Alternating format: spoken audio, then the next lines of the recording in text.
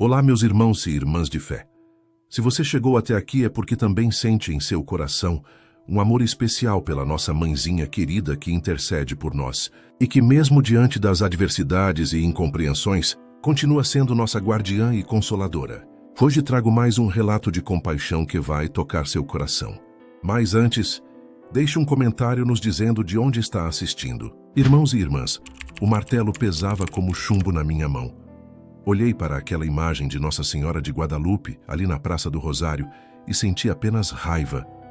Elias, aonde você vai com isso? Marina gritou, mas eu não parei. Crianças corriam. Idosos conversavam nos bancos, ninguém esperava o que viria. Levantei o martelo e cravei no rosto da Virgem. O gesso rachou. Gritos, cacos voando por toda parte. A cabeça da imagem rolou até a calçada. Eu ofegante, satisfeito. Acabei com a idolatria, pensei. Dona Benê se ajoelhou chorando. Pastor, você não tem coração. Mas mal sabia eu o que ela faria depois. Como aquela mesma Virgem que esmaguei me salvaria. Você consegue imaginar um passado que se recusa a ser passado? Para mim, mais de 2 décadas se passaram, mas aquela lembrança ainda me persegue, com a clareza cortante das serras de Minas. Lá em São Judas do Cerro, eu era conhecido apenas como Pastor Elias. Uma figura imponente, sim, mas para muitos, eu confesso, era um homem temido. Não existiam nuances em minha convicção.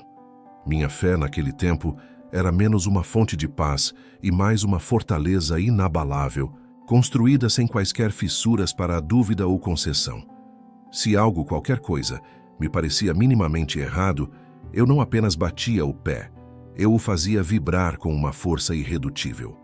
Mas o que mais me corroía, o que me assaltava o sono e incendiava cada fibra do meu ser, irmãos e irmãs, era a veneração às imagens, a Virgem, as infindáveis rezas a Maria. Para ser brutalmente honesto, era um ódio cego, uma fúria selvagem que eu habilmente disfarçava de zelo divino. Em minha mente distorcida, eu acreditava estar defendendo o próprio Deus, mas no fundo, no lugar mais sombrio do meu coração, pulsava apenas a chama voraz de uma intolerância que eu mesmo alimentava dia após dia, gota a gota. Então veio a faísca, aquela que não apenas acendeu, mas fez explodir o inferno que já ardia latente dentro de mim. Chegou uma nova imagem de Nossa Senhora de Guadalupe, estrategicamente instalada ali, bem em frente à Igreja Matriz de São Judas. Uma doação, disseram-me, de uma família cumprindo uma promessa de gratidão. Era uma obra imponente, esculpida com um esmero que beirava a perfeição, grande, bonita, e a ergueram num pedestal de concreto fresco, logo cercado por uma explosão de flores. Em pouco tempo, a Praça do Rosário, antes um mero ponto de passagem, transformou-se num santuário improvisado. Encheu-se de gente se cruzando, ajoelhando-se, acendendo velas votivas. Cada um desses gestos para mim era como uma punhalada fria em meu coração. Eu fervia por dentro, por dias a fio. A raiva me consumiu, devorando qualquer vestígio de paz. O sono que antes me embalava, agora me fugia, zombando da minha angústia. Cada vez que eu cruzava a Praça do Rosário, uma onda gelada de repulsa me invadia, irmãos e irmãs, fazendo-me sentir náuseas. Comecei a pregar, a gritar aos 4 ventos com a voz embargada pela fúria, que aquilo era pura idolatria, que eles trocavam o Criador por estátuas mudas, cegas, surdas, incapazes de ver ou ouvir. A fúria em mim só crescia, alimentada por cada olhar devoto, até que o fatídico domingo de manhã chegou, trazendo consigo o peso de uma decisão irrefreável. Eu peguei o martelo pesado que usava nas obras da igreja, um verdadeiro monstro de aço, frio e implacável. Escondi-o sob meu braço, sentindo seu peso como uma extensão do meu próprio propósito. Fui em direção à praça, determinado com uma resolução gélida. Elias, aonde você vai com isso? A voz de Marina, minha esposa, tremia. Seus olhos estavam arregalados, carregados por um pressentimento tão denso quanto a névoa dos Andes. Vou acabar com a idolatria desta cidade, declarei, a voz oca de qualquer emoção, sem sequer me dar ao trabalho de encará-la. Ela se lançou para me deter. Seus braços me abraçaram, sua voz subiu em súplicas desesperadas. Mas eu já não a ouvia. Eu já não via. Estava completamente cego, aprisionado pela minha própria versão distorcida de justiça. A Praça do Rosário fervilhava. A missa tinha acabado de terminar. Crianças corriam descalças, rindo e brincando. Idosos conversavam em bancos de pedra, sob a sombra das árvores. Vendedores ambulantes ofereciam suas empanadas quentinhas na esquina e o cheiro se espalhava no ar. Eu avancei reto, como um raio, em direção à imagem. A praça, segundos antes borbulhante, caiu num silêncio estranho, pesado, quase ensurdecedor. Cada olhar se fixou em mim, uma mistura de confusão, curiosidade e um terror que começava a despontar. Lembro-me daquele silêncio, daquele vazio antes do primeiro golpe. Levantei o martelo. O monstro de aço, como eu o chamava, agora parecia ter o peso de todo o meu propósito insano, concentrado ali, na palma da minha mão. E então, sem hesitação, cravei-o no rosto da Virgem. Um estalo seco, brutal. O gesso rachou, um som que ecoou como um trovão naquela paz roubada de domingo. Houve gritos, pessoas cobrindo o rosto em choque, mas eu não parei. Quebrei os braços, depois a base. Pedaços voavam por toda parte, estilhaços de gesso e tinta dançando no ar. Um pedaço do manto azul celeste caiu aos meus pés. A cabeça rolou e parou perto da calçada, inerte, como um orbe sem vida. E eu? Eu estava ali no meio de tudo, ofegante, sentindo uma satisfação perversa.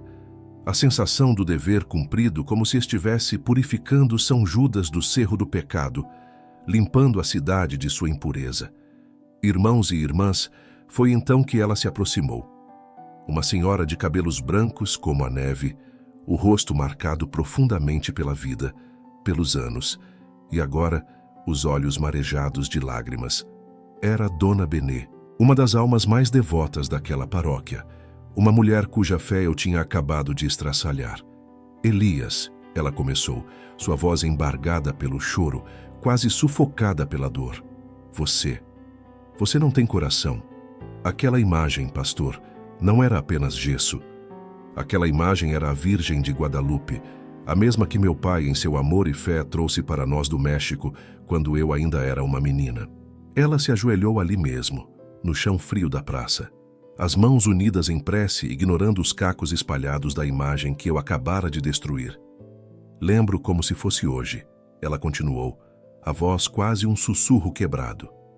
O padre Gabriel, com as mãos trêmulas, abençoando-a na capela da vila.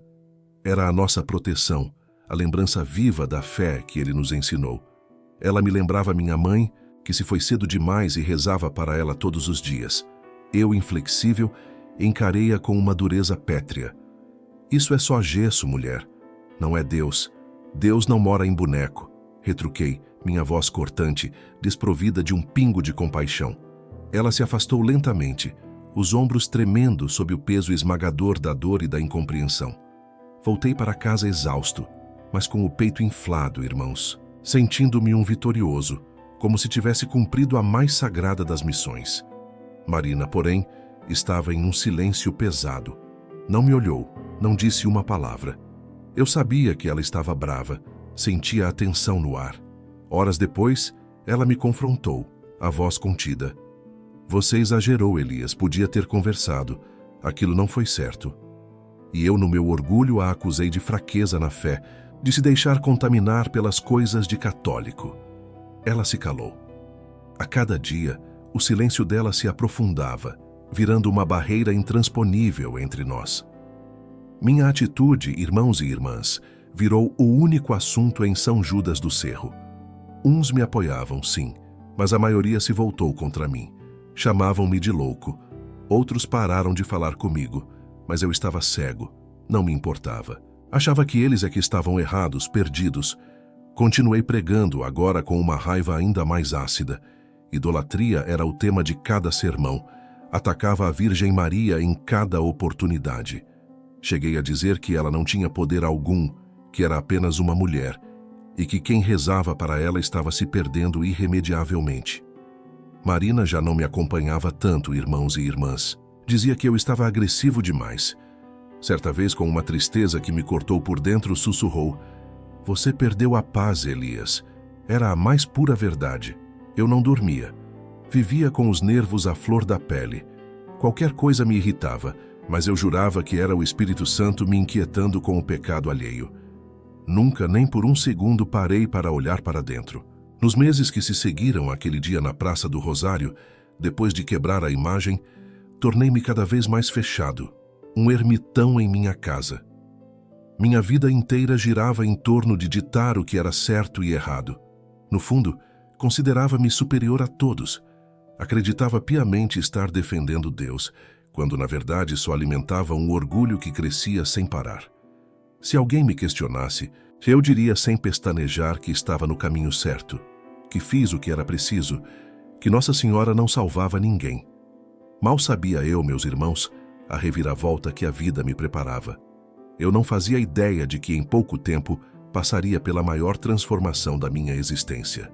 Aquele dia na Praça do Rosário foi para mim um triunfo. Mesmo com metade da cidade de São Judas do Cerro me lançando olhares tortos, eu caminhava de cabeça erguida, o peito estufado, convicto da minha missão. Alguns me parabenizaram, afirmando que era exatamente isso, que alguém precisava ter a coragem de agir.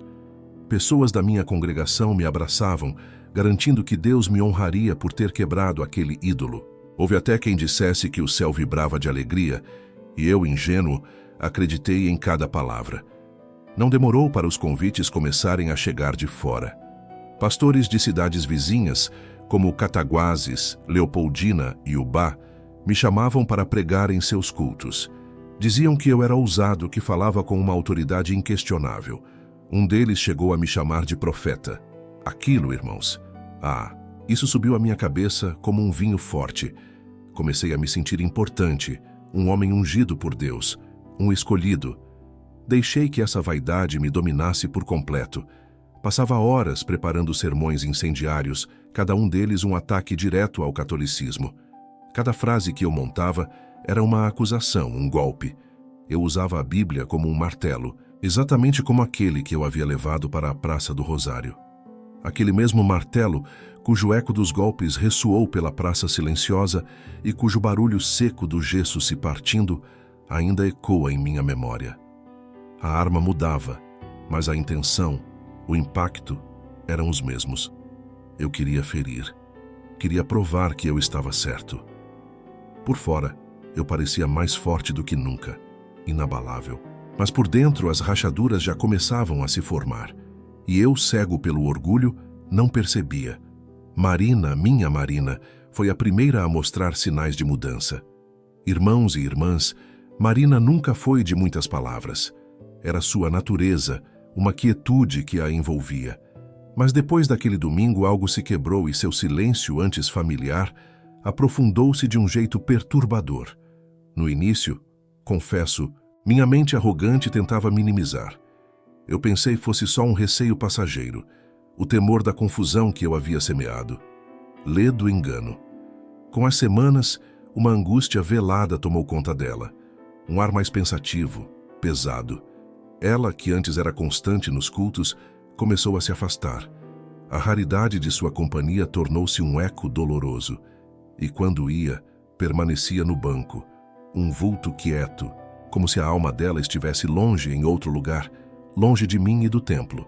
Houve um dia em que, vencendo meu próprio orgulho, reuni coragem para confrontá-la.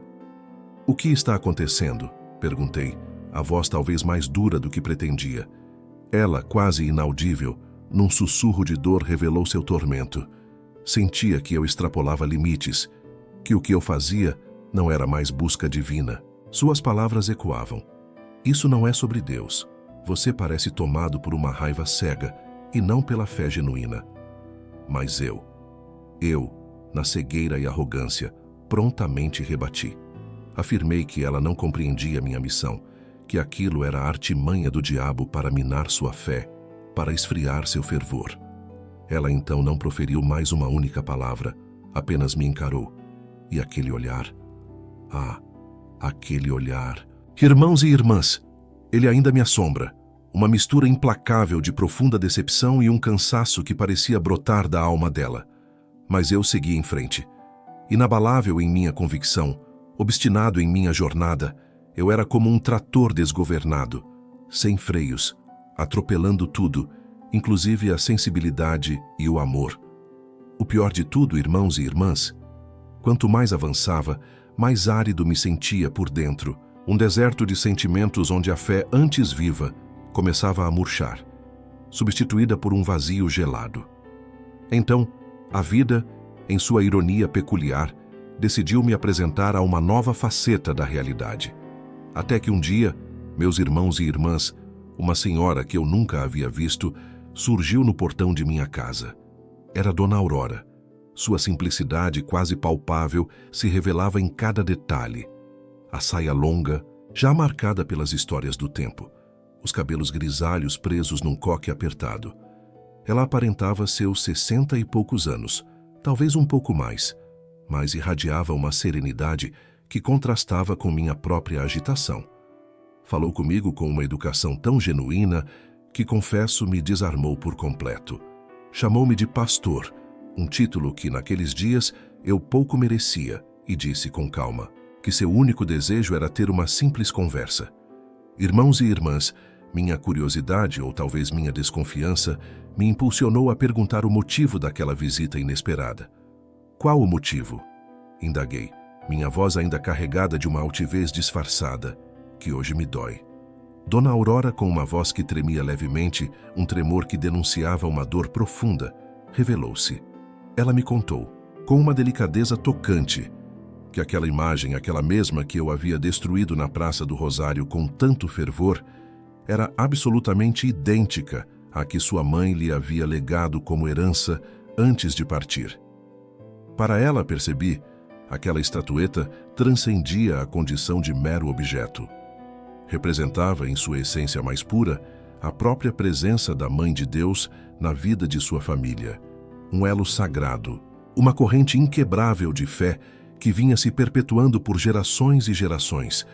E havia algo mais, um detalhe ainda mais precioso que ela fez questão de compartilhar. Aquela imagem específica de Nossa Senhora de Guadalupe não era uma qualquer. Ela havia sido benzida pessoalmente, com uma devoção singular pelo Padre Gabriel em uma paróquia de uma cidade vizinha. Isso aconteceu em um tempo distante, quando Dona Aurora era ainda uma jovem recém-casada, em um dia marcante, repleto de fé e de esperança para toda a sua família. Dona Aurora, irmãos e irmãs, com uma calma que me desarmava ainda mais, garantiu-me que não estava ali para iniciar uma contenda ou para me acusar. Seu único propósito, ela explicou, era expressar a profunda e dilacerante ferida que minhas ações imprudentes haviam aberto em sua alma.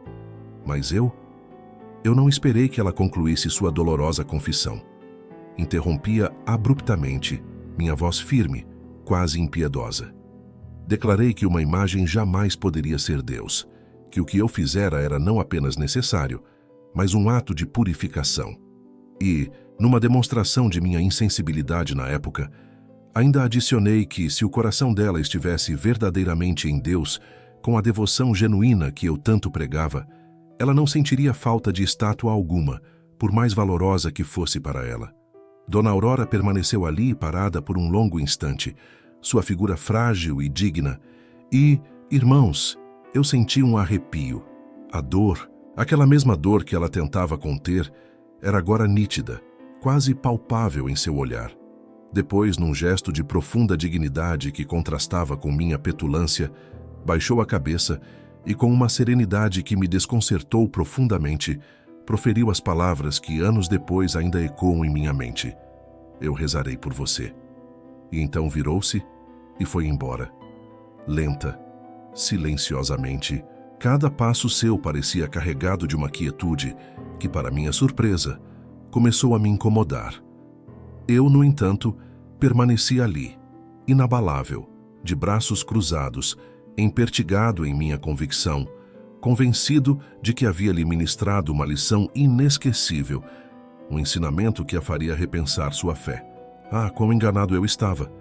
Hoje, irmãos e irmãs, Com a clareza implacável que só o tempo e a reflexão verdadeira podem oferecer, a verdade se impõe. Percebo, com um peso no coração, que não fui eu quem ministrou uma lição àquela mulher. Na realidade, foi Dona Aurora quem me presenteou com o ensinamento mais valioso de toda a minha vida.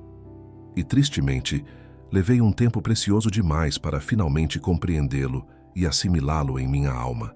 Naquela época sombria da minha vida, irmãos e irmãs, o nome de Maria, a Virgem Santíssima, não carregava qualquer significado para mim. Pelo contrário, era um conceito que eu sistematicamente desvalorizava. Eu repetia exaustivamente, com uma convicção cega e fervorosa, que ela não passava de uma mulher comum como qualquer outra, que havia morrido e, portanto, pronto. Para mim, ela não possuía poder algum. Não merecia sequer uma única oração, nem o mínimo de reverência. Minha visão era, então, fria e desprovida de qualquer sensibilidade espiritual. Eu era assim, irmãos e irmãs, uma máquina de julgamentos. Todos os dias, em cada um dos meus cultos, bastava ver a devoção alheia, especialmente aquela voltada para a Virgem, para que eu imediatamente partisse para o ataque. Era um padrão. Quanto mais alguém demonstrava carinho e reverência pela Mãe de Deus, mais eu a transformava, em minha retórica inflamada, em um inimigo a ser implacavelmente derrotado. Meu ser era um poço de frieza, gélido na alma, incapaz de ouvir, de verdadeiramente escutar a voz da minha amada Marina, de sentir a menor centelha de compaixão por quem quer que fosse. Eu havia me fechado completamente.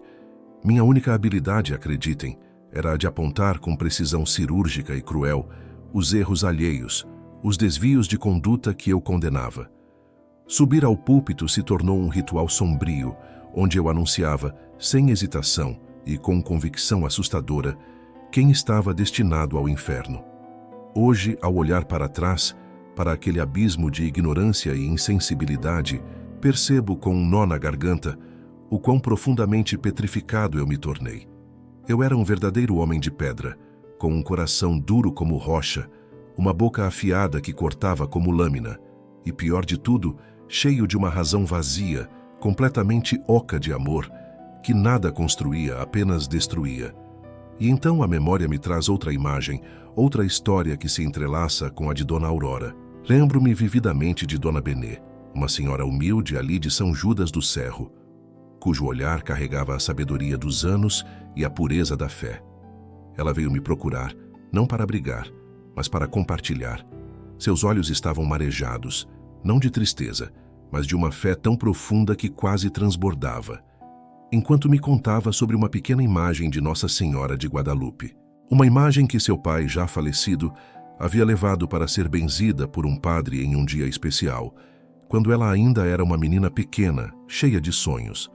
Para Dona Benê, assim como para Dona Aurora, aquela imagem não era apenas gesso ou madeira, era um milagre pessoal, uma ponte tangível, um elo indestrutível com o sagrado, um pedaço do céu na terra que seu pai lhe havia deixado. Eu a recebi com a aspereza cortante de uma pedra. Tratei-a com a frieza gélida de uma igreja deserta no amanhecer, mesmo estando ali de joelhos, sem sentir absolutamente nada. Minha alma era tão árida quanto o som seco do gesso se partindo, um eco vazio numa praça silenciosa e desolada. Um barulho que eu mesmo provocava, num ato de pura arrogância contra o que muitos consideravam sagrado. Sim, eu me recordo bem daquele tempo. Foi por isso que, quando tudo desabou, eu senti que me desfazia em pedaços. A verdade era que não foi a Nossa Senhora que quebrei. Fui eu mesmo que me destruí por completo. E, ironicamente, foi ela, justamente ela, quem me estendeu a mão. Eu costumava dizer que Nossa Senhora não salvava ninguém, mas foi ela quem, inquestionavelmente, salvou a minha vida. O fato aconteceu numa noite de quinta-feira. Marina e eu voltávamos de uma pregação em Leopoldina. Já era tarde. Tinha chovido um pouco durante o dia, mas a rodovia estava seca. Eu sentia o peso do cansaço, mas uma pressa quase irracional de chegar em casa me dominava.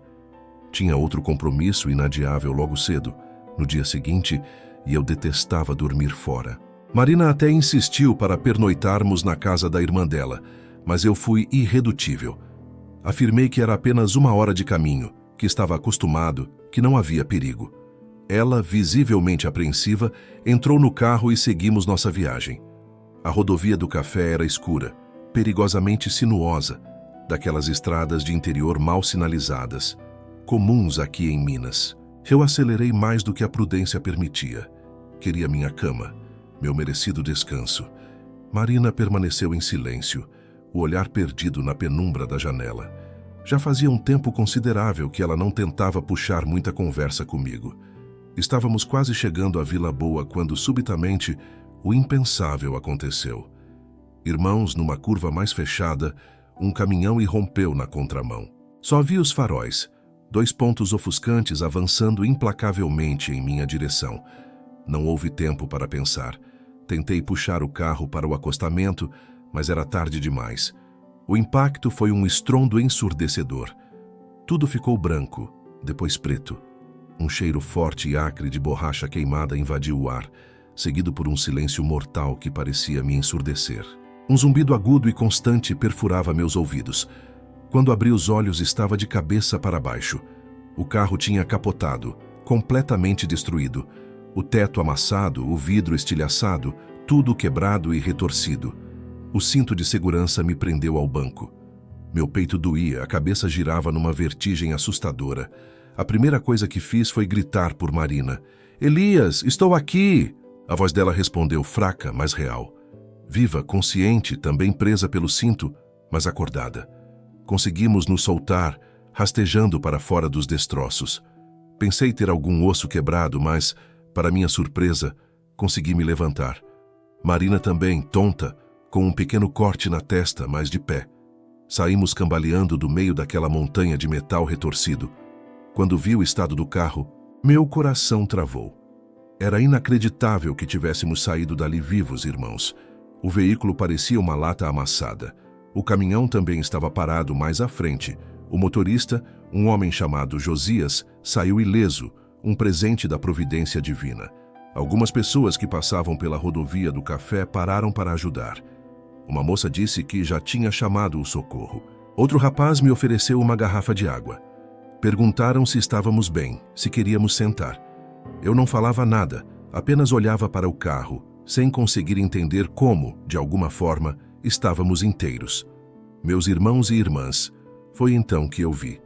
Na frente do caminhão, bem no para-choque imponente, havia um adesivo. Era azul com dourado ao redor, a imagem serena de Nossa Senhora de Guadalupe, e embaixo, em letras pequenas, quase implorando a súplica: "Protegei-nos, Mãe Santíssima." Eu travei, completamente. Fiquei ali, petrificado, olhando para aquilo como se fosse a primeira vez, como se seu verdadeiro significado só agora se revelasse para mim. Um frio glacial subiu pela minha espinha. Meu corpo inteiro se arrepiou. A cabeça latejava com uma dor lancinante. O peito parecia apertado. Comecei a chorar do nada. Um choro pesado, soluçado, vindo do fundo mais profundo da alma. A aspereza dos cacos de vidro em minhas mãos, de quando me arrastei para fora, agora parecia totalmente insignificante diante da avalanche de sentimentos que me invadia. Marina se aproximou e, com a voz embargada, perguntou o que havia acontecido. Eu não consegui proferir uma única palavra, apenas apontei com um dedo trêmulo para aquele adesivo. Ela seguiu meu olhar. Seus olhos, antes confusos, também se encheram, transbordaram de lágrimas silenciosas. Ficamos ali os dois lado a lado, parados na beira da rodovia do café, sujos, cheios de poeira, tremendo incontrolavelmente e chorando. Naquele instante, naquele exato e milagroso instante, eu soube. Soube, irmãos, com uma certeza que nunca mais me abandonaria. Não houve anjos descendo do céu, nem vozes divinas ecoando em meus ouvidos como um trovão. A revelação, para mim, veio de um lugar muito mais simples e ainda assim infinitamente profundo. Bastou um olhar para aquele adesivo gasto, colado no para-choque daquele caminhão empoeirado, para que tudo se tornasse assustadoramente claro. Naquele instante percebi. Era ela, irmãos, a Virgem de Guadalupe. Foi ela quem nos manteve a salvo, nos guardando da fúria implacável daquele acidente. Josias, o caminhoneiro, aproximou-se devagar, seus olhos fixos em nosso estado deplorável, a expressão de uma compaixão silenciosa marcando seu rosto. Vendo-nos ali, entre escombros e o cheiro acre de borracha queimada, ele gentilmente nos estendeu um lenço limpo. Marina, ainda em choque e com os soluços cortando sua respiração, ergueu uma mão trêmula e apontou para a imagem no caminhão, sua voz rouca, mal conseguindo articular a pergunta. Por que essa imagem específica? Por que a Virgem de Guadalupe?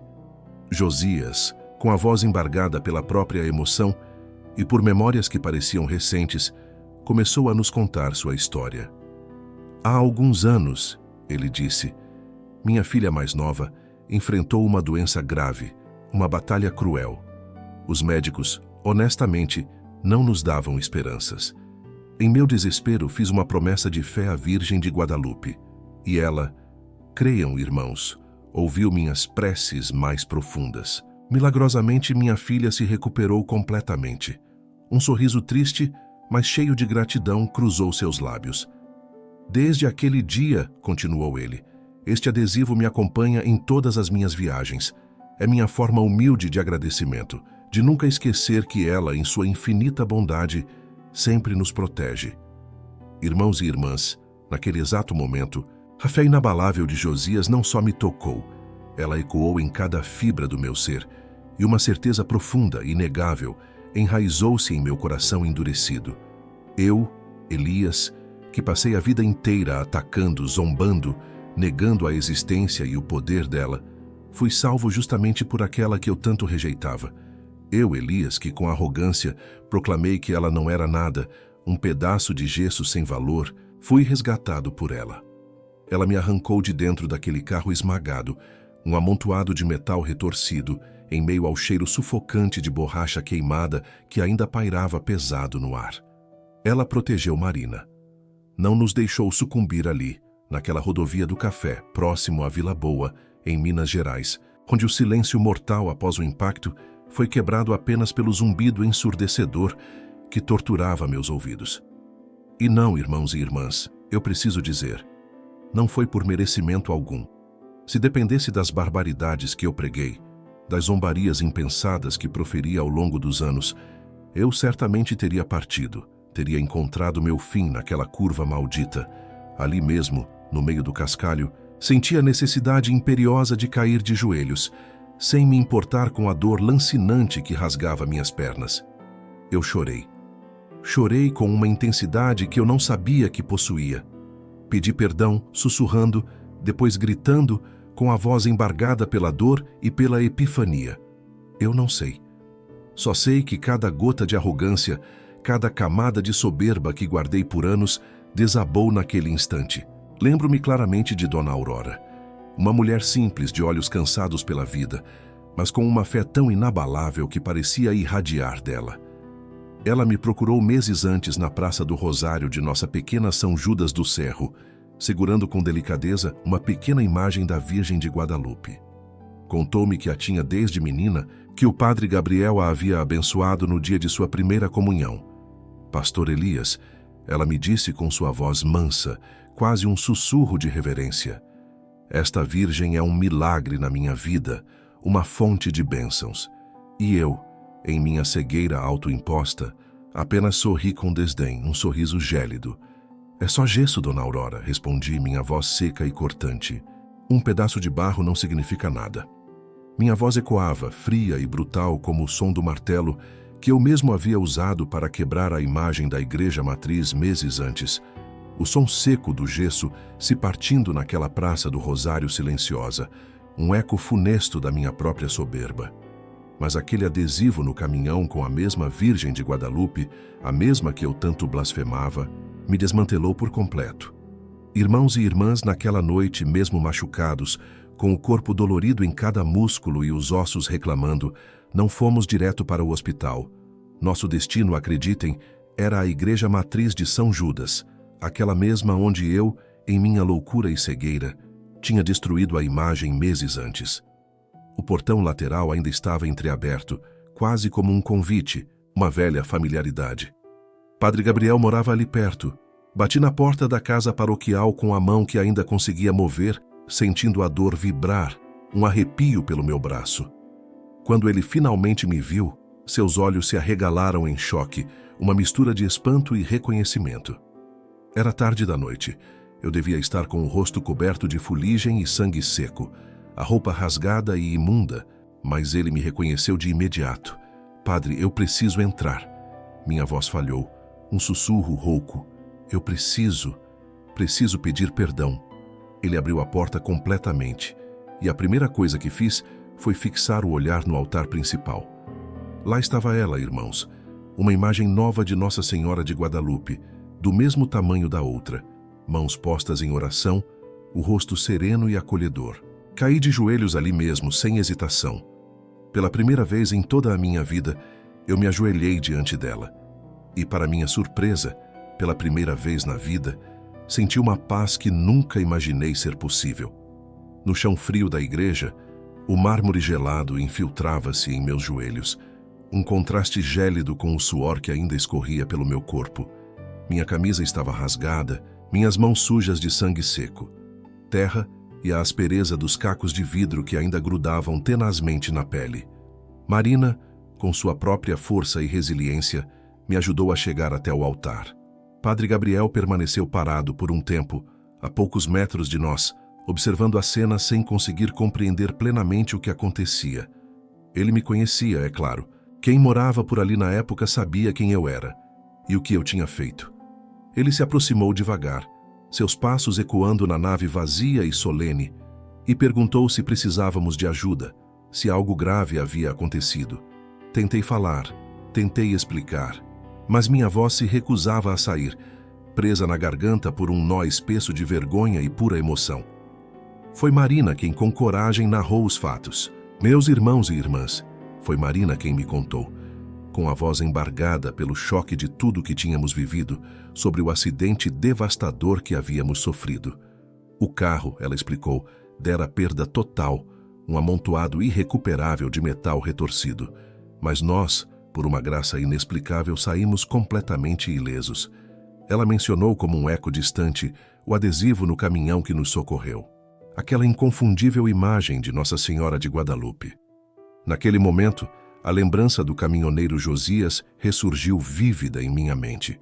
Um homem de estrutura corpulenta, com os olhos marejados de uma emoção profunda, que me dissera ali, à beira da rodovia do café, com uma fé inabalável: essa virgem me salvou, Senhor. Eu a coloquei depois que meu filho se curou de uma doença grave. Foi uma verdadeira graça. Padre Gabriel então olhou para mim. Seu rosto, antes marcado pela confusão, suavemente se serenou. Ele não precisou de muitas palavras, meus amigos. Apenas disse: a igreja está aberta, Elias. Pode entrar. Ela está esperando por você. Foi ali, com aquelas palavras diretas e acolhedoras, que desabei de vez. Com as pernas trêmulas, cambaleei pela nave até a frente do altar e ali me detive. Diante de mim estava a imagem nova, recém-colocada, ocupando o exato lugar daquela que eu havia, em minha cegueira, destruído meses antes. Era, sem dúvida, parecida. O manto azul, as mãos delicadamente juntas em oração, o olhar tranquilo. Mas para mim, naquele momento singular, ela parecia transcender a matéria. Parecia viva, não com olhos de carne, mas com uma presença avassaladora, uma energia que me envolvia por completo, como se estivesse ali apenas para mim. Senti-me subitamente ínfimo, tão pequeno que a vergonha me fez desejar sumir, desaparecer da face da terra. Ajoelhei-me. Meus joelhos protestaram com uma dor aguda contra o frio do mármore, mas aquela sensação física era um mero incômodo comparada à dor atroz na alma que me dilacerava. Cobri o rosto com as duas mãos e chorei. Chorei como jamais havia chorado em toda a minha existência, um rio de lágrimas que jorrava de um poço de culpa profunda e arrependimento tardio. Era o pranto de quem carregava um fardo pesado demais para suportar sozinho. Permaneci ali, em um silêncio apenas pontuado pelos meus soluços, até que, finalmente, comecei a falar baixinho, quase inaudível, direto do meu coração dilacerado. Pedi perdão. Confessei que não sabia o que estava fazendo antes, que fui cego pela soberba, orgulhoso e, sim, cruel. Disse que zombava dela abertamente, que proclamava que ela não era absolutamente nada, e mesmo assim, ela me salvara. Protegeu a mim e a mulher que amo, sem pedir absolutamente nada em troca. Irmãos, naquele instante, senti uma presença tão reconfortante ao meu lado. Marina ajoelhou-se suavemente, num gesto de carinho profundo.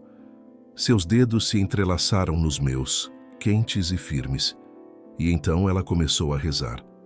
Aquela foi a primeira vez que a ouvi falar com Nossa Senhora daquele jeito, que aquilo me tocou lá no fundo, bem no coração. Eu não conhecia as palavras certas, mas fiquei ali, em um silêncio que parecia falar, absorvendo cada sílaba, cada intenção. Padre Gabriel, discreto, sentou-se num dos bancos mais afastados, lá no fundo da igreja. Ele não disse uma só palavra, apenas nos olhava de longe, um guardião silencioso, respeitando a santidade daquele momento íntimo. Quando nossas preces terminaram, ele se aproximou, seus passos leves no mármore. Olhei para ele, meus olhos inchados, e com a voz ainda embargada pelas lágrimas e pela emoção bruta, fiz o pedido que me queimava por dentro. Eu precisava me confessar. Eu expliquei, irmãos, direto ao ponto, que eu não era católico, que não tinha a menor ideia de como uma confissão funcionava, mas que havia uma urgência inadiável de liberar tudo aquilo que me sufocava por dentro. Ele não hesitou. Com um gesto gentil, colocou a mão no meu ombro, um toque que trazia uma calma imensa. Deus escuta o coração antes da boca, Elias, ele proferiu. Sua voz transmitia uma serenidade tão profunda que, no mesmo instante, uma onda de paz me invadiu. O perdão já está a caminho. Permanecemos ali, na igreja, por quase 1 hora, acolhidos e compreendidos. Depois o padre Gabriel nos levou a uma pequena sala, onde nos ofereceu um café. Sentamos nós 3 em um silêncio confortável, quebrado apenas pelos detalhes que Marina, com mais clareza que eu, narrou sobre o acidente. Eu, por minha vez, fiquei quieto, apenas absorvendo. A voz ainda me faltava, presa em algum lugar longe. Eu me sentia entorpecido, distante. Mas no mais profundo do meu ser, algo inteiramente novo começava a florescer, irmãos. Uma vontade genuína de entender, de conhecer, de recomeçar tudo do zero. Antes de finalmente receber alta do hospital, irmãos, houve um último encontro que marcou minha alma. O padre Gabriel se aproximou e em suas mãos trazia um pequeno livreto. Era um guia simples para rezar o terço. Folheando-o, percebi que explicava com clareza os mistérios sagrados, as orações e cada passo necessário. Meus olhos, ainda turvos pela emoção, mal conseguiam focar, mas a gratidão que senti era imensa e sincera, juro a vocês. Aquela noite, depois de tanta transformação, voltamos para casa. Não de carro, pois o nosso jazia na estrada. Um amontoado de metal retorcido que a seguradora cuidaria depois. Naquele instante, o que realmente importava, o que a gente mais queria, era o refúgio seguro, o calor familiar do nosso lar. Ao chegar, irmãos e irmãs, as primeiras ações foram rituais de limpeza e renovação. Tirei a roupa rasgada, ainda impregnada de poeira e das memórias do caos.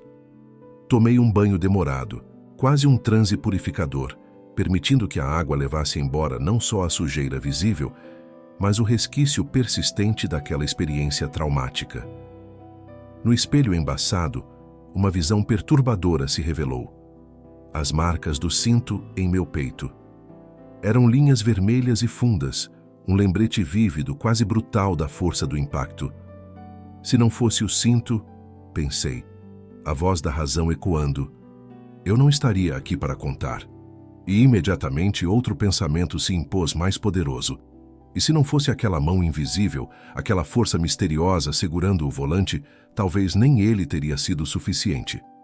A lembrança sensorial era pungente, o cheiro acre de borracha queimada, que parecia ter impregnado minha pele. O silêncio mortal que se seguiu ao impacto, e o zumbido persistente em meus ouvidos, um eco fantasma da violência. Quando mais tarde tentei mover as mãos, Sentia a aspereza gélida dos cacos de vidro em minhas palmas, um rastro minúsculo, mas contundente, da fúria daquele momento. No alvorecer da manhã seguinte, com o espírito visivelmente renovado, meu primeiro destino foi a casa da minha sogra, a querida Dona Dalva. Aquele pedido. Ah, irmãos, como ele marcou o início de tudo. Com a voz embargada pela humildade, uma sensação tão nova para mim, pedi-lhe uma imagem antiga de Nossa Senhora de Guadalupe, aquela que ela guardava com um zelo quase sagrado. O olhar dela, de surpresa genuína, cruzou o meu. Mas sem hesitação, sem um traço de reprovação, ela estendeu a imagem em minhas mãos. Levei-a para casa e ali, com um pano macio e reverente, comecei a limpar os anos de poeira. Não era apenas uma limpeza física, era quase um rito, um reconhecimento silencioso de algo maior que eu ainda não compreendia totalmente. Em seguida, a coloquei sobre a estante da sala, em um lugar de destaque. Marina, minha companheira de todas as horas, minha rocha inabalável, acendeu uma vela ao lado e, a partir daquele dia inesquecível, comecei a rezar. Todos os dias. No início, a cada palavra, eu tropeçava. Minhas orações eram um balbuciar desajeitado, como um bebê tentando as primeiras sílabas, as palavras saindo meio travadas, quase engasgadas pela falta de costume. Depois, com mais segurança, fui repetindo as orações, como quem, passo a passo, aprende a andar novamente. Mas cada Ave Maria, cada Pai Nosso era sincero, brotava de um lugar profundo do meu coração. E por falar em milagres, meus irmãos e irmãs, uma cena naquela rodovia do café se desenrolou como um sinal divino, um eco da providência. Enquanto os primeiros socorros se aproximavam e o caos do acidente ainda pairava no ar, o caminhoneiro, um senhor de nome Josias, ainda pálido e visivelmente abalado, apontou para um detalhe crucial no para-choque do caminhão dele. Elias, ele disse, a voz também embargada, carregada de uma emoção palpável. Esse adesivo eu mesmo coloquei depois de uma graça alcançada. Quase perdi a vida numa curva e Nossa Senhora me salvou. É por isso que ele estava lá. Aquele adesivo não era apenas um adorno, meus irmãos. Era a prova viva de um milagre. Os dias que vieram depois, eles foram um marco, um divisor de águas. Uma paz profunda que eu não sentia há anos começou a se instalar em cada fibra do meu ser, suave e persistente. Comecei a visitar a igreja matriz de São Judas, um passo pequeno, mas gigante para mim. O padre Gabriel, com sua figura sempre acolhedora, me recebia com um carinho que me desarmava por completo. Ele nunca me cobrou nada, jamais. Apenas ouvia com atenção plena, explicava as coisas mais complexas com uma simplicidade tocante e acolhia sem julgamento. Eu fui percebendo aos poucos, com uma clareza dolorosa, que aquela mulher, a quem um dia eu havia renegado com tanta força, jamais havia me renegado.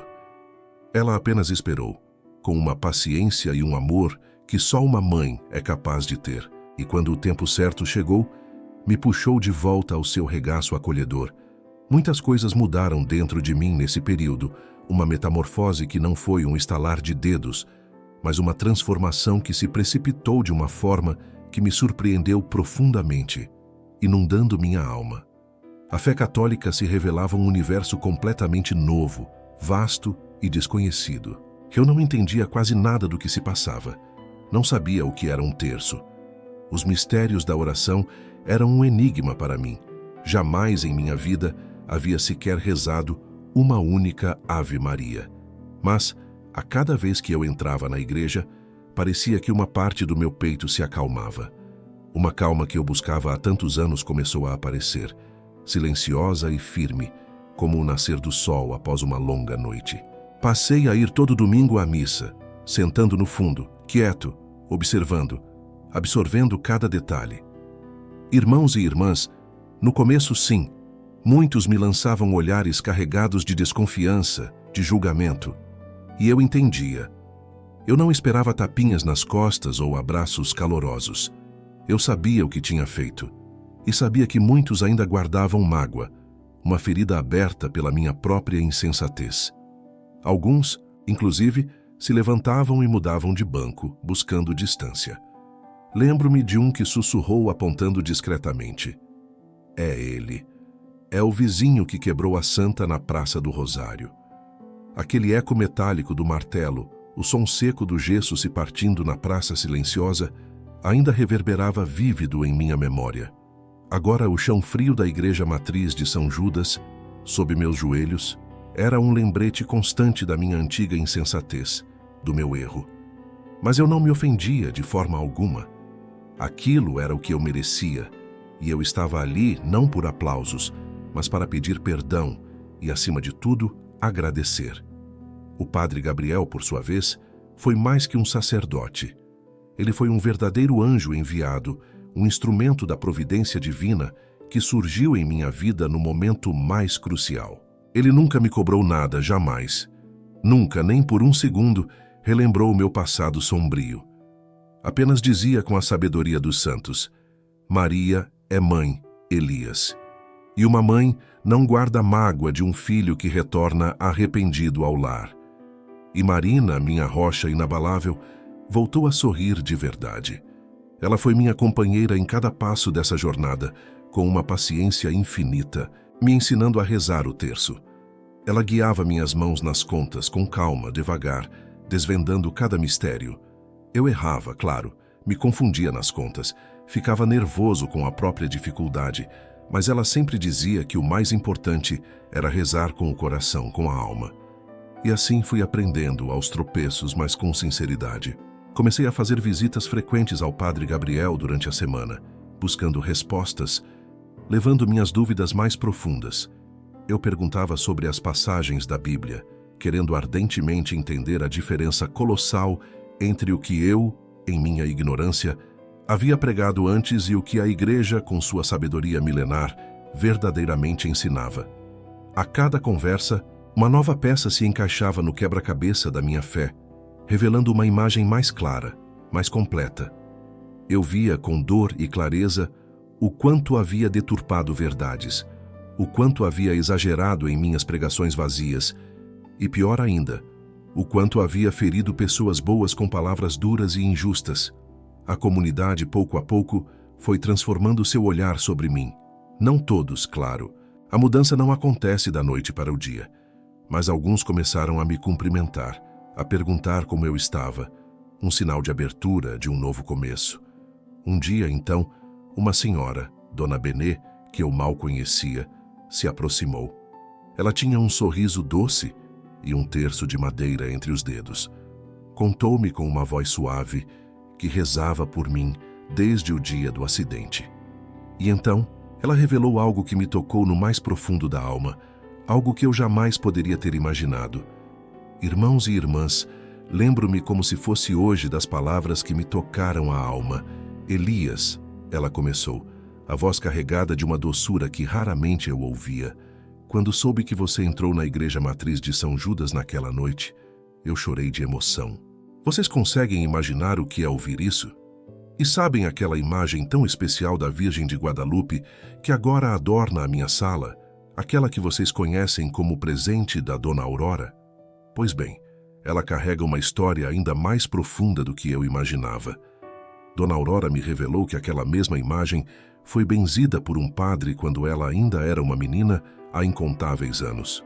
Era um tesouro de família, um presente da avó dela desde a infância, passada de geração em geração. É um sinal, Elias, ela continuou, com os olhos marejados. Um sinal claro de que ela nunca, jamais nos abandona. Naquele instante, ali mesmo, experimentei algo que nunca havia sentido. O primeiro abraço sincero dentro de uma igreja.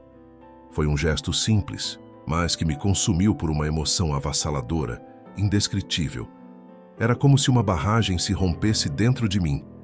Quase me desmanchei em lágrimas, entregue àquele sentimento que brotava do mais íntimo do meu ser. E a vida, como um rio, irmãos e irmãs, continuava a fluir. Mais uma vez, cerca de um ano depois daquele acidente que mudou tudo, o padre Gabriel, com sua voz calma e acolhedora, chamou-me para uma conversa. Elias, ele disse, Acredito que já é hora de você pensar em se batizar como católico, se esse for de fato o seu desejo mais profundo. Pensar 2 vezes? Eu não precisei de um segundo sequer. Minha resposta veio clara e imediata. Sim, eu queria. Era o mínimo. Sim, o mínimo que eu, Elias, sentia que precisava fazer depois de tudo o que havia acontecido. Depois de toda a dor e a transformação. Marcamos então uma missa simples, despretensiosa, para um sábado à tarde, lá na nossa igreja matriz de São Judas. Na minha mente, o cenário era íntimo. Apenas eu, a Marina, o padre e talvez alguns poucos fiéis que conheciam, em parte, a minha história. Nada de cerimônia grandiosa, nada de alarde, apenas um passo silencioso e pessoal. Mas o que aconteceu naquele dia, irmãos e irmãs, me pegou completamente de surpresa. Cheguei à igreja matriz de São Judas e ela não estava vazia, como eu esperava. Pelo contrário, estava cheia, cheia. Pessoas que eu não via há anos preenchiam os bancos, um mar de rostos que eu sinceramente achei que nunca mais iriam cruzar o meu caminho, muito menos olhar para mim com qualquer tipo de reconhecimento. E lá estavam todos presentes, muitos em um silêncio denso e pesado, outros com as lágrimas já escorrendo, incontroláveis, alguns ainda carregando a desconfiança estampada em seus olhares. Mas o importante, a verdade inegável, é que estavam ali. Então o padre, aquele homem de poucas e sábias palavras, com uma presença que impunha respeito, subiu ao púlpito. A sua voz, irmãos e irmãs, embora baixa, preencheu cada canto da igreja. Ele começou: aqui está diante de todos nós um homem que um dia foi pedra. Uma pedra dura, eu diria, impenetrável, talvez até inquebrável em sua própria rigidez. Ele fez uma breve pausa e o olhar dele fixou-se em mim, em todos nós. Mas agora, pela infinita graça, ele anseia ser barro nas mãos de Deus. E qual é a essência do barro, não é mesmo? O barro, ele nos lembrou, pode ser moldado de novo, pode ser transformado. Aquelas palavras se gravaram na minha alma de uma forma que eu nunca imaginei ser possível. Eu nunca, absolutamente nunca mais as esqueci. No exato momento do batismo, a emoção me invadiu com uma força quase palpável, meus irmãos. Quando molharam minha cabeça com a água benta, naquele instante sagrado senti uma sensação indescritível. Pareceu que algo antigo, um peso velho e arrastado por anos, finalmente começava a se desprender e sair de dentro de mim. Era como se o próprio Deus estivesse me lavando por dentro, purificando cada fibra do meu ser. Senti-me limpo, completamente limpo. Um homem verdadeiramente novo, e pela primeira vez em muito, muito tempo, finalmente capaz de respirar em paz. Logo após o batismo, irmãos e irmãs, o padre gentilmente me chamou para um lugar de honra, bem na frente, junto à reverenciada imagem de Nossa Senhora de Guadalupe. Ele abriu um sorriso sereno, de uma bondade profunda e me disse: agora, como filho da igreja, você pode rezar com a Mãe de Deus. Aquele convite foi um bálsamo. Fechei os olhos, respirei fundo, tentando acalmar a tempestade interna e comecei. Ave Maria, cheia de graça. Minha voz, acreditem, tremeu tanto que mal se reconhecia. Minha boca parecia travada no início, mas eu persisti, com uma força que não sabia que tinha. O Senhor é convosco. Quando cheguei à parte bendita sois vós entre as mulheres, as lágrimas já escorriam descontroladas pelo meu rosto, um rio de emoções há muito tempo represadas. A igreja inteira, parecia que todo o universo à nossa volta, mergulhou num silêncio profundo, quase sagrado. Ninguém se mexia, ninguém fazia qualquer julgamento, nenhum nariz torcido. Apenas minha voz, fraca, quebrada, mas agora carregada de uma entrega genuína que eu nunca em toda a minha vida havia conhecido. Santa Maria, Mãe de Deus. Foi exatamente nesse ponto que minha voz falhou de vez. Tentei seguir, juro que tentei, mas desabei completamente. Chorei ali, diante de todos, como uma criança pequena, um choro limpo, purificador. Era o desabafo de quem havia segurado tanta dor, tanto arrependimento, por anos a fio. Marina, sempre presente, segurou minha mão com uma firmeza que me ancorou. O padre, com sua sabedoria silenciosa, pousou a mão em meu ombro, e ali, com o coração completamente entregue, terminei a oração baixinho, quase num sussurro. Aquela foi a minha primeira vez, vocês entendem, a primeira vez que rezei a Ave Maria. Desde então, nunca mais passei um dia sequer sem repetir essas palavras sagradas. Elas não são mais apenas palavras, elas viraram parte intrínseca de mim. Naquele dia, Elias, deixei de ser o homem que, num ato impensado, destruiu uma imagem. Comecei, sim, a ser o homem que finalmente se permitiu ser reconstruído por ela. Ao sair da igreja, meus olhos encontraram os de uma mulher com cabelos grisalhos, seus olhos mareados, que eu conhecia apenas de vista. Era a Dona Aurora. Ela se aproximou de mim e me olhou com uma doçura tão profunda, tão inesperada, que simplesmente me desarmou por completo. Aquela imagem de Nossa Senhora de Guadalupe, Elias, ela começou, a voz embargada pela emoção, e percebi que havia algo crucial que eu não sabia. Aquela mesma que foi danificada. Ela pertencia à minha família por gerações e gerações. Meu pai a trouxe pessoalmente da cidade do México. Ela foi benzida por um padre em Medianeira, ainda quando eu era uma menininha, um presente precioso da minha avó. Ela respirou fundo. Aquela imagem carregava as preces, as esperanças e a fé de toda a minha linhagem familiar. A revelação dela me atingiu em cheio, como um raio que clareia a escuridão. Mas o mais surpreendente, o que realmente me tocou, foi que seu olhar era de perdão, não de qualquer acusação. Não havia ressentimento, apenas uma compreensão profunda. Hoje, meus irmãos e irmãs, já se passaram mais de 20 anos desde aquele fatídico acidente, mais de 2 décadas. E mesmo depois de tanto tempo, depois de todas as águas que rolaram, eu ainda me emociono profundamente. Sinto o nó na garganta, a pele se arrepiar sempre que me permito lembrar de tudo. A curva traiçoeira, quase invisível naquela estrada sinuosa. O estrondo assustador da batida, um som que pareceu ecoar pelo vale inteiro, reverberando em minha memória como um lembrete constante daquele dia em que tudo mudou. É uma lembrança que, embora dolorosa, também me lembra do milagre da transformação.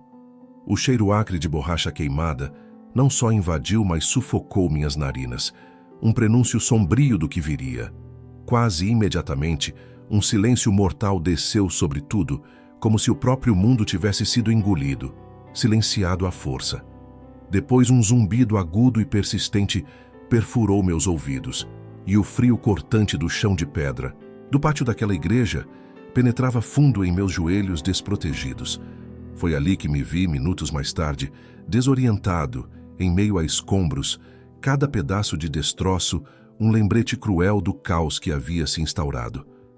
Horas depois, ou talvez dias, a noção de tempo já era um borrão, a aspereza dos cacos de vidro machucava minhas mãos. Eu tentava, em um gesto fútil e desesperado, juntar o que já estava irremediavelmente quebrado. Na Praça do Rosário, agora envolta em um silêncio que pesava, o som metálico de um martelo ecoava, cada golpe seco furando o ar gélido da manhã. Era um som que pontuava não só o vazio, mas também a quebra dentro de mim. Cada martelada parecia um lembrete cortante do gesso se desfazendo, do adesivo de Nossa Senhora de Guadalupe, aquele mesmo que estava colado no para-choque do caminhão, agora estraçalhado. Meus queridos irmãos e irmãs, preciso que saibam de tudo isso. Anos antes, em uma de nossas longas conversas, Josias, o caminhoneiro, revelou o verdadeiro significado daquele adesivo. Ele me confidenciou que aquele tipo de imagem, tão comum nos para-choques, não estava ali por acaso em seu veículo. Prometi que se ela me tirasse daquele buraco, ele me disse, a voz embargada pela emoção, eu a levaria comigo em cada viagem. Foi uma graça, Elias, um milagre. Aquelas palavras se gravaram na minha memória, firmes como fogo entalhado em madeira. Nunca mais, de fato, se apagaram. Até hoje, quando o sol toca minha pele por tempo demais, a marca do cinto de segurança reaparece em meu peito. É um risco branco, um traço levemente torto, quase imperceptível, quase apagado. Mas está lá. E cada vez que o vejo, sou invadido pela mesma certeza. Eu deveria ter morrido naquela noite. Minha hora, meu destino, parecia traçado para a partida. Mas eu não fui. Uma força invisível me segurou, me reteve. Alguém que, ironicamente, eu havia desprezado por toda a minha vida. Hoje, a vida me trouxe para uma casa simples, aninhada em uma rua tranquila, aqui mesmo em São Judas do Cerro. E a Marina? Ela permanece ao meu lado, mais forte, mais presente do que jamais foi. Foi ela quem cuidou de mim nos meus piores, nos meus dias mais sombrios.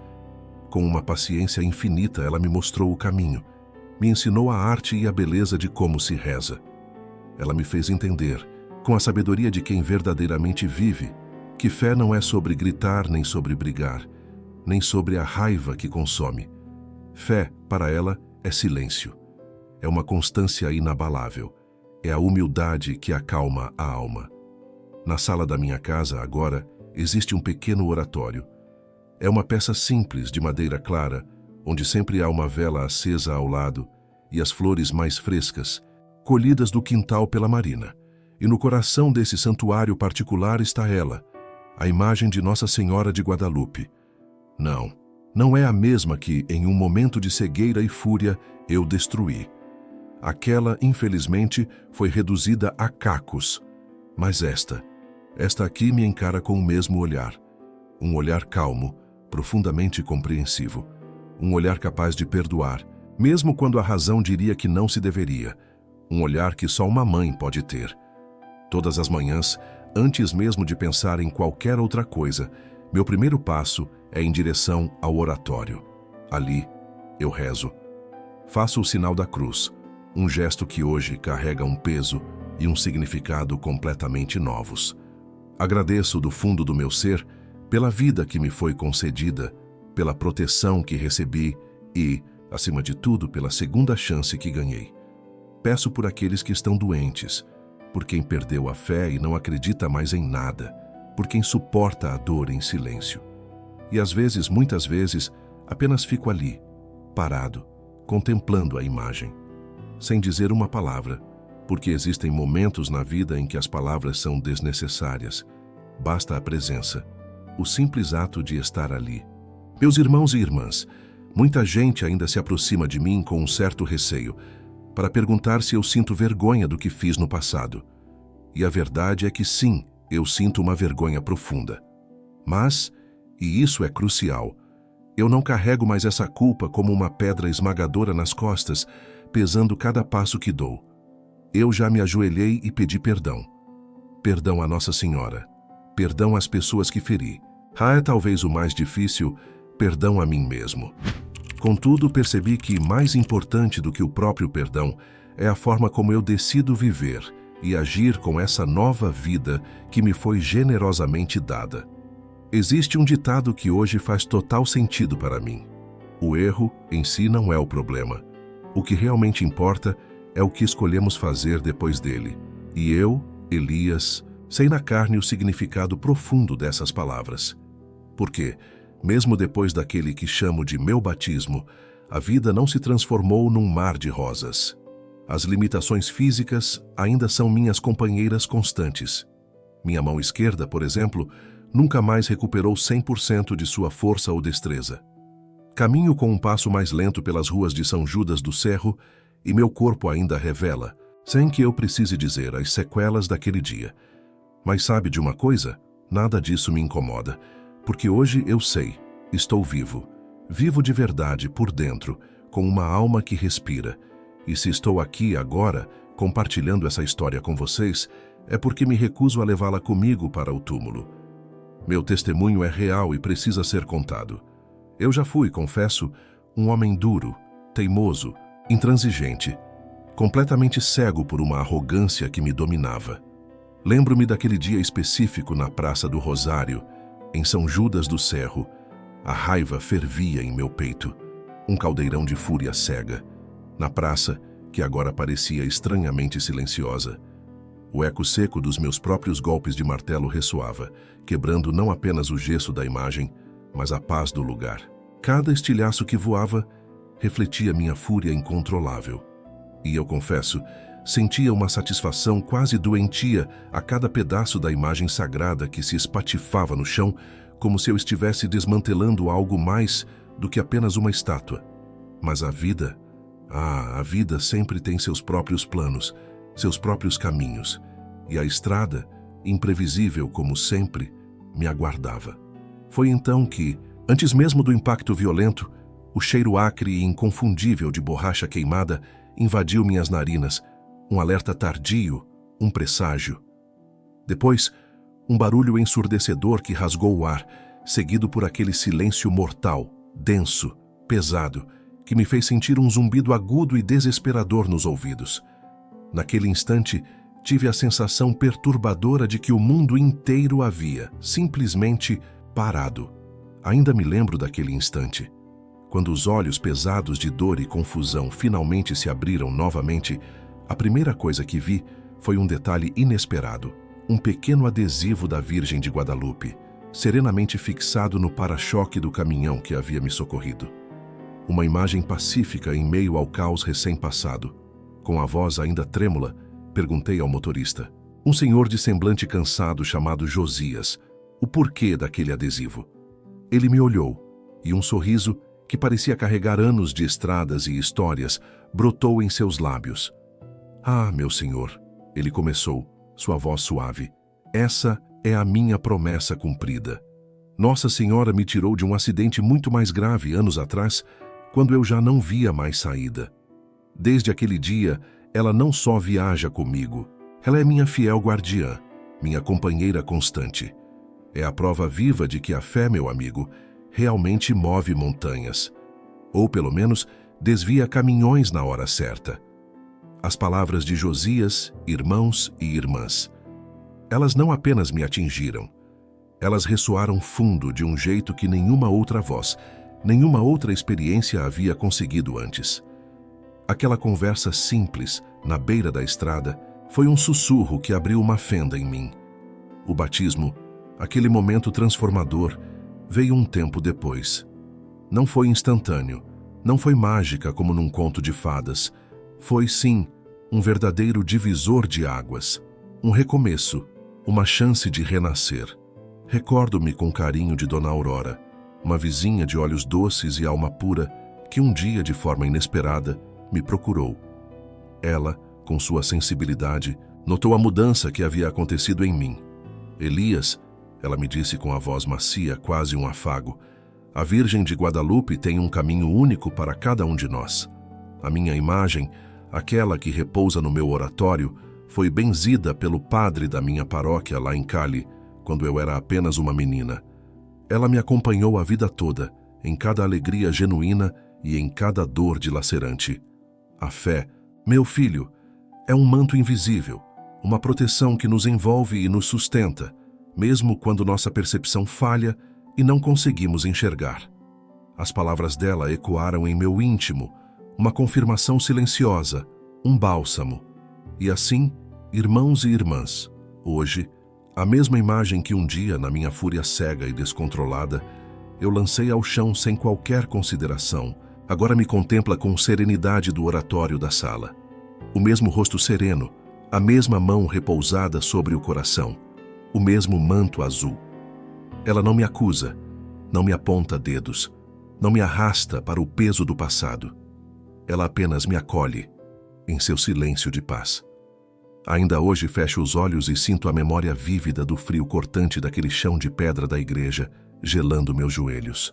Lembro da aspereza cruel dos cacos de vidro da imagem, esfarelando em minhas mãos enquanto em silêncio e dor eu os recolhia um a um. Uma metáfora crua para um tempo em que eu era outro, em que eu estava tão quebrado, tão em pedaços quanto aquela imagem jogada no chão. Irmãos e irmãs, já me chamaram de traidor, de fraco, de louco por essa transformação. Já ouvi em sussurros e acusações diretas que abandonei a fé antiga, que virei idólatra, que fui longe demais em minha busca. A verdade é que eu não me importo. Quem nunca passou por aquilo que eu passei, por aquela escuridão, realmente não entende e talvez nem precise. Só Deus sabe a profundidade do que foi aquilo. Só Nossa Senhora sabe o que ela fez, o milagre que operou naquela estrada vazia. Eu não tenho a necessidade de convencer ninguém. Minha única necessidade é contar. E se hoje você que me ouve está com a raiva borbulhando, com o ódio cerrando os punhos, eu te peço, calma. Abaixe esse martelo que você carrega, essa ferramenta de destruição. Pare por um segundo e escute com atenção o que o seu próprio coração está tentando sussurrar. Por vezes, o que mais nos irrita, o que mais rejeitamos com todas as forças, é exatamente o que guarda a chave para a nossa cura mais profunda. Se hoje eu pudesse voltar no tempo, eu impediria aquele homem com um martelo na mão. Eu olharia nos olhos daquele meu eu passado e diria: você não sabe o que está fazendo, não tem ideia da dor que causa, mas ela sabe. E mesmo assim vai te amar, vai te perdoar. Mas como não é possível voltar, eu sigo vivendo da única maneira que posso e sei. Um dia de cada vez. Rezando, agradecendo por cada amanhecer, amando incondicionalmente e ensinando meus netos a fazerem o sinal da cruz com o mesmo respeito e devoção do jeitinho que a avó deles, que tanto me ensinou, fazia. Hoje o martelo da raiva e do rancor está guardado, enferrujado, lá no fundo da despensa da alma. Nunca mais o usei e nem quero usá-lo, porque não existe mais ódio dentro de mim. Só fé inabalável, só gratidão infinita e uma certeza que ninguém, absolutamente ninguém, pode tirar de mim.